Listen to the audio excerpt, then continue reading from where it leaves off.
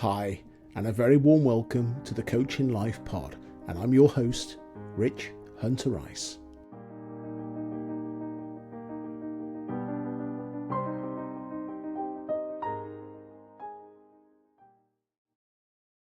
Hi, how you doing? So, a very warm welcome to Season 1, Episode 7 of the Coaching Life Pod.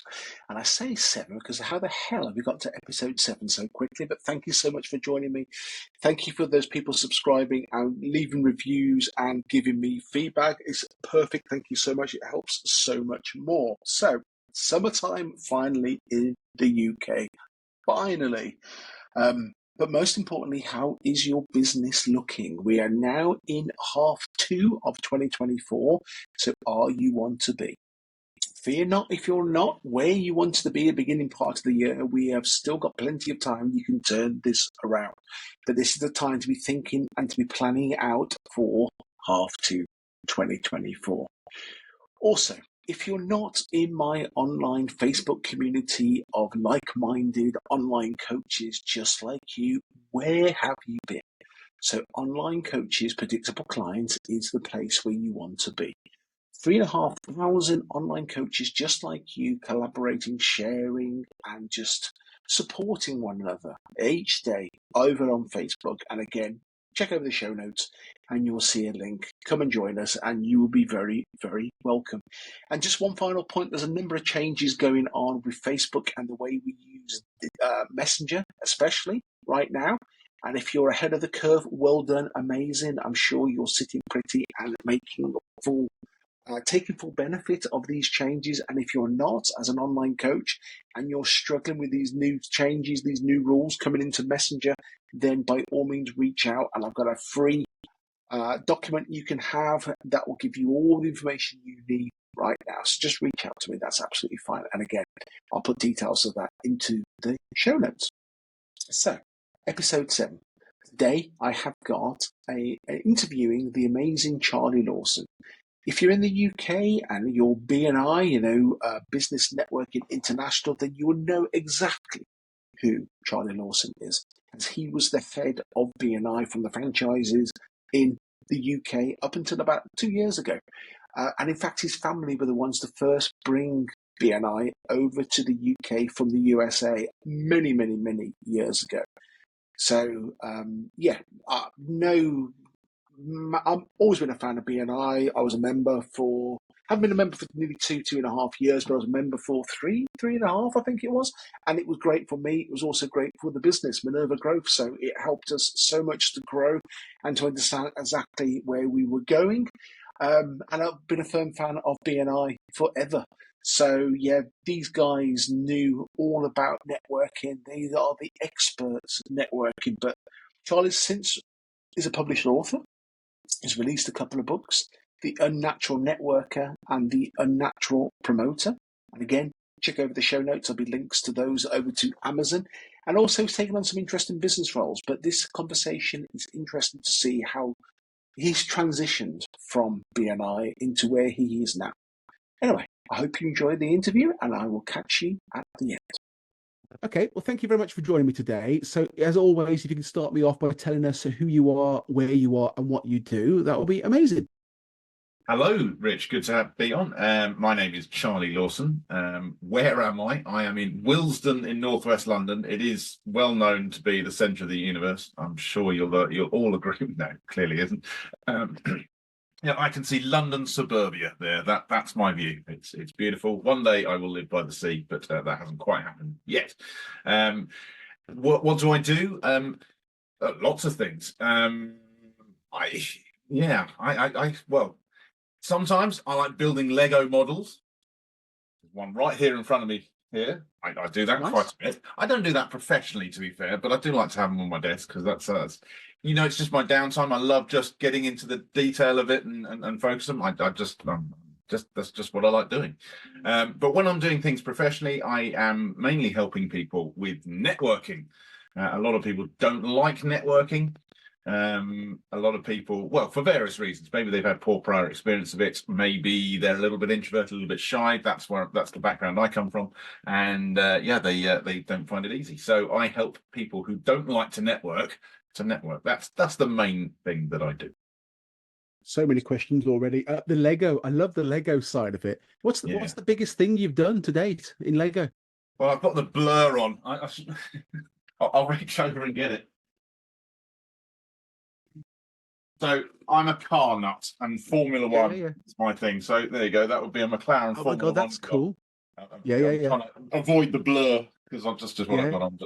So yeah, no, I do like a bit of Lego. It's just, but look, it's definitely cars and Lego are my thing. I don't go for the Star Wars stuff. I'm a bit weird for people of my generation. I like Star Wars. I'm sorry to admit that, and I'm sure that will offend a lot of people. So I was never into that. But yeah, cars are almost my thing. And I don't know, when I was younger, I probably had a few Lego cars to play with. But now you can afford maybe to get the nicer stuff. Then I'll just enjoy it. And of an evening, sometimes kids have gone to bed, families asleep. I'll just come up and just have a little play with my Legos. Really cool. Do you know? I think it's just a hobby. Grounds me a bit. I enjoy it. David Beckham, you're in the same company as David Beckham, because he's a bit of a Lego nut as well, isn't he? And he sits there doing all this, and it must be, a very therapeutic way of downtime.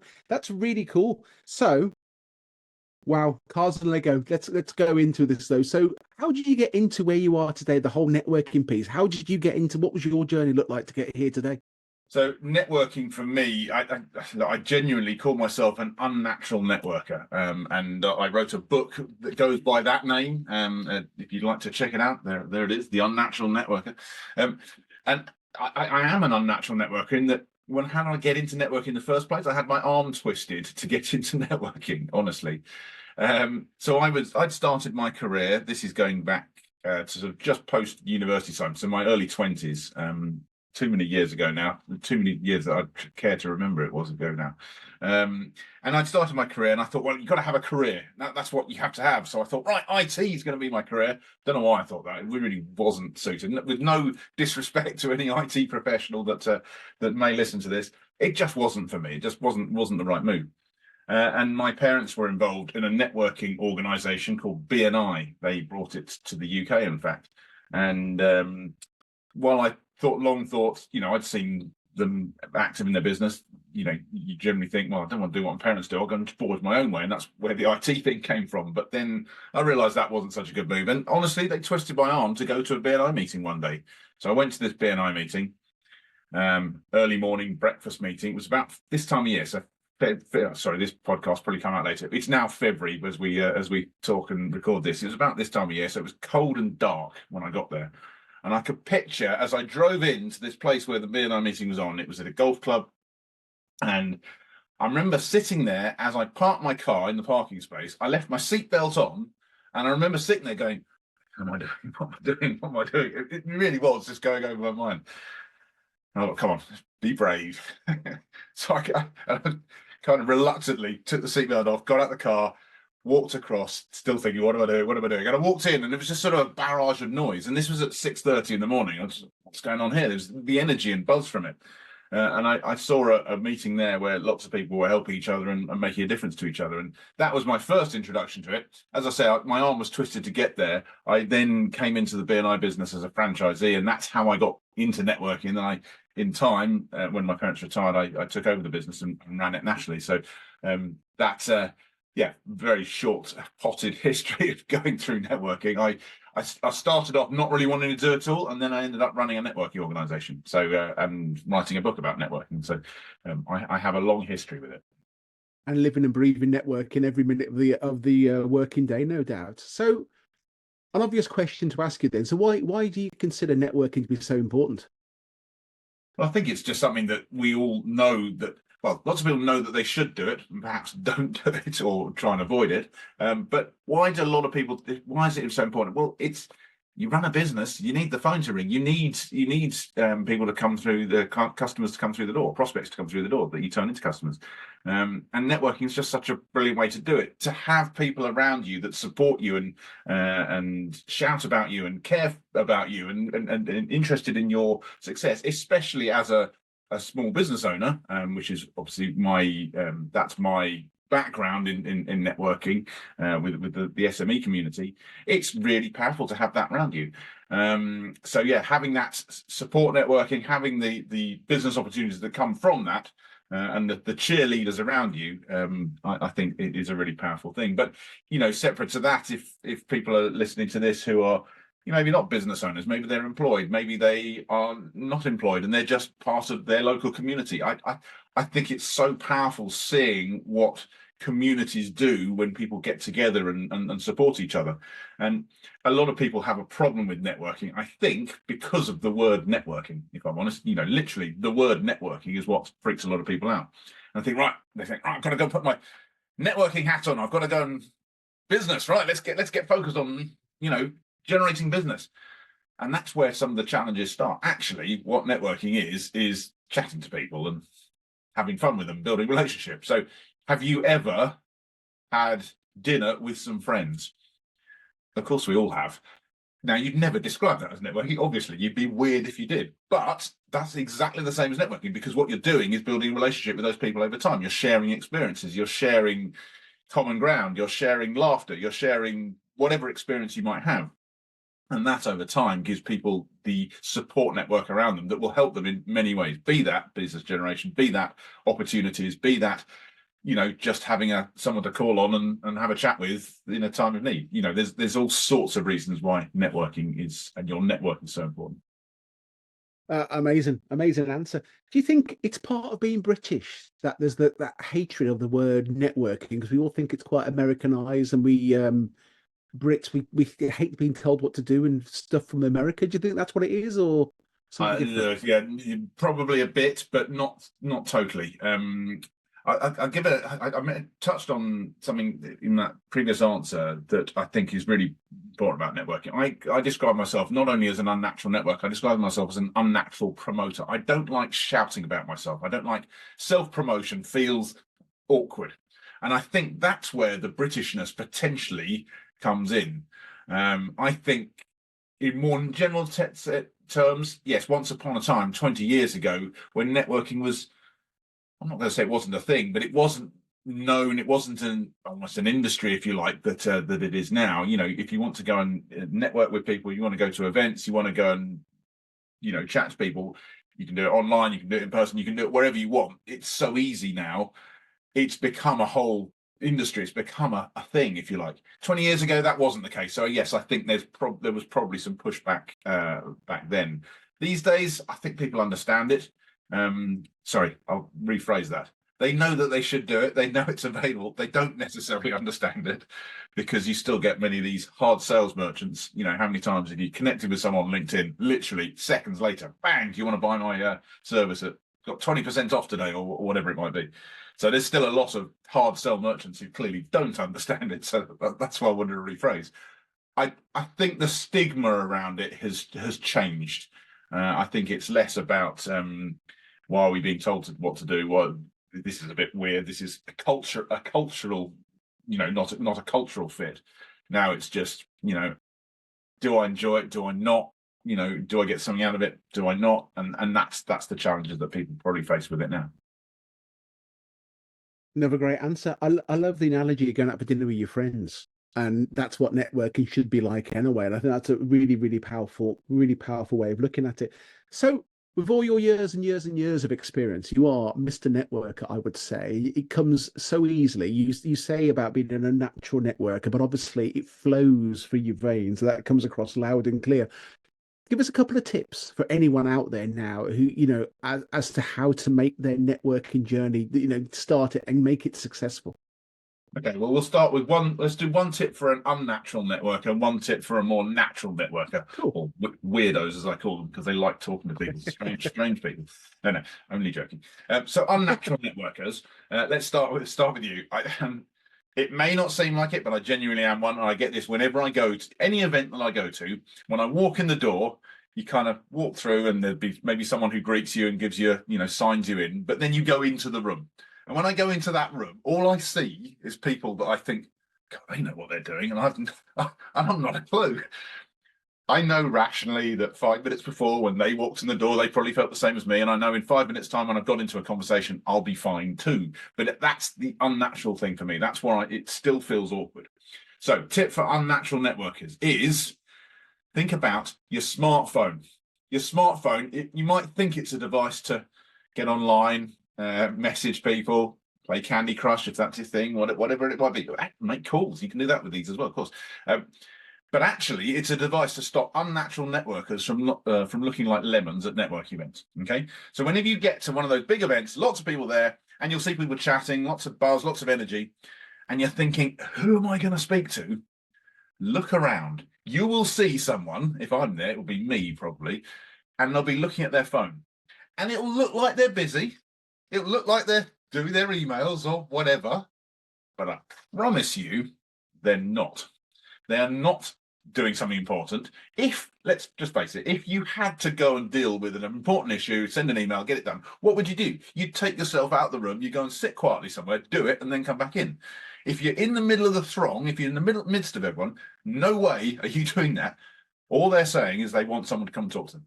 So for the unnatural networker who fears slightly getting into conversation, doesn't want to interrupt people, perhaps, they're a great person to go and speak to. You don't have to interrupt someone. And two, what's that person going to think when thank God someone's talking to me? You know, it builds the relationship very, very, very quickly. So yeah, there's a tip for an unnatural networker. So I do one for a natural networker. I think the key for networking success is to have a strategy. Too many people look at networking, unnatural and natural alike, honestly, as random acts of networking, as I call them. So they might go to an event over here. They might go and do something on LinkedIn over there. They might go and have a coffee with someone over here. But there's no joined up strategy to it. Actually, if you think about how, if you're going to invest time and energy and probably a bit of money in going networking, certainly time is probably the biggest one. And whatever you value out your time out at, that's expenditure. You want to get a return. And to get a return, you need to know that you're A, talking to the right people, B, you're telling them the right stuff, C, you're following up and building those relationships over time such that you do get that return. So if you're going into it without a strategy, I think that's a problem and you're not going to get the return you want. Great advice, as I knew it would be. One of my pet hates with networking is when you see someone on their own and people just ignore them. So the phone thing, I've never thought of it like that, but yeah, I have a pet peeve when you see someone on their own, they just need rescuing, and everyone just needs to be that person. Just go and help that person and just get them involved in the conversation. It makes such a difference so quickly. You rescue that person. But then for my own being, you can ask with that, when it comes to how do I know that people are not just looking at their emails? I know this because I do it the whole time, and I mean it. I do it. So even if I'm in a conversation naturally ends. I think, who am I going to talk to next? God, there's no one around. Get the phone out. I promise you, we or us unnatural networkers do it the whole time. Yeah. No, I hear you. And the second one, from my own experience in BNI, was so many people don't have a strategy. They just turn up and do the networking and don't have a strategy. That's amazing advice, because it can be an amazingly lucrative part of your business. Networking can game change everything. And it should be lucrative. That's the thing. Absolutely. So it isn't for so many people. Yeah. No, wise words. Okay. So what else are you working on right now then? What have you got? What irons in the fire? You've got a second book, I believe. Yeah, second book's called The Unnatural Promoter. That's all about the self-promotion thing. I'll give you the long and short of it. If you don't like shouting about yourself, get a good network around you and they'll shout about you for you. So that's that. In terms of my overall career, I've obviously mentioned BNI a few times. I'm no longer running BNI in the UK. We sold the business a couple of years ago, so I'm now doing different things. There were three things I said I'd do. It was obviously a fairly major life event. You stop a career. I've been in BNI 18 years. So, it's the biggest chunk of my career by far. So I said to myself, well, it's three things I need to do. One, spend some time with the family. So I did that for a bit, but very soon they probably said, yeah, Charlie, can you, get back to work? So I had to move on to phase two. So phase two, I'm still doing a lot of the networking, the unnatural networker thing, particularly for professional services. Why professional services? I'm talking lawyers, accountants, and so forth. I know I'm generalizing massively here, and I don't want to tar everyone with the same brush, but there's a lot of unnatural networkers within professional services. If you think, take a lawyer, why do they do what they do? They love delivering law. They like writing contracts. They like the focus and detail of that. Then they've got to go out and bring clients in. That's a challenge generally. So yeah, that's that. And then part 3 is I'm just looking for different opportunities and businesses to get involved in. I've had various conversations. I haven't moved and decided to do anything yet, but there's a couple of things that I've been looking at very closely and nearly got involved. One didn't for various reasons, but yeah, looking for the right thing in life. I've also, just as a side thing as well, I've become a non-executive director for a small business. It's in the car industry. I've touched on that already. That's just fun, honestly. And I could definitely see myself in time taking on more non-exec roles. I really enjoy that. I'm with them a couple of days a month, and yeah, honestly, it's fun. It's really, really rewarding to see a business learning, developing, and growing. So I'm enjoying that as well. Absolutely. So, if money was no object, what car would you be driving every day? I was going to say, what car would I be driving? It would be a Ferrari F40 because they're just amazing. Of my generation, late 80s. So I was 10 at the time. That they're the cars I like. The cars that were around when I was growing up. But driving every day, that might be a little tricky. Try and take the kids around in that. So that would be the dream. I love an old Merc. I love old Mercs. I just think they're really cool. So an old Mercedes, I think. And your Formula One team? I generally follow drivers more than teams. So being a Brit, I love the British drivers. So Lewis Hamilton, Lando Norris, and George Russell. Lewis Hamilton, just bombshell news, going to Ferrari. I suspect next year I'll switch allegiance from Mercedes to Ferrari. Yeah, so I tend to follow drivers more than teams, honestly. Yeah, no, I agree. I'm very much the same. It's interesting, the changes, and it's going to be an amazing season this year. And I think next year is very, very exciting. Okay, so if you've inspired anyone, as I'm sure you have by listening to this, what's the easiest way of getting in contact with you? What's the easiest way about finding more about you? LinkedIn is probably the easiest way to do it. So just search for Charlie Lawson on LinkedIn. I have a pink profile picture. I love the colour pink. It's my favourite colour. So you'll spot me. Within that as well, it's one of my, the pinned posts. I have a little quiz you can do. How good at networking are you? So if you want to rate your networking, it's free, takes 3 or 4 minutes, and you'll get a personalised report. So have a go at that and just see how good a networker you are as well. And that will definitely get you in touch with me. I think your inspiration around networking and the powers of what it can be doing for you, whether you're a coach or any business owner, you need to be networking. So hopefully you picked up some valuable tips from this session. And as always, I highly recommend you reach out and chat with Charlie and just find out more and to see the great work that he's doing. Charlie, it's been a pleasure. Thank you so much for joining me today. Pleasure. Thanks for having me on. Great interview. Charlie's energies, I think we can all agree, his positivity and his energies are just so powerful. The advice, have a strategy. I love that because it's great advice for us all. Whatever you're doing from a business or professional point of view, you need to have a strategy in place so that you're going to get results from it. And then you can see if it's working or not. As I say, there's a link to Charlie's, both of his books in the show notes, and also a link to his quiz. Reach out to him. His LinkedIn details are also in the show notes. Reach out, show him some love, tell him where you've come from, and just make those connections and extend your network. And thank you again for taking the time and listening to the episode. And I look forward to seeing you same time, same place next week. Have a great week.